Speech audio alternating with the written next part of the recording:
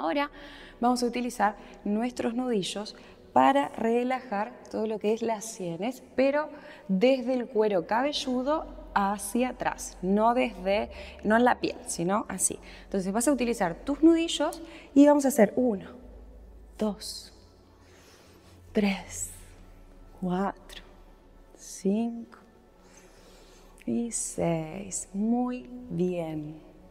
Ahí va y suelto.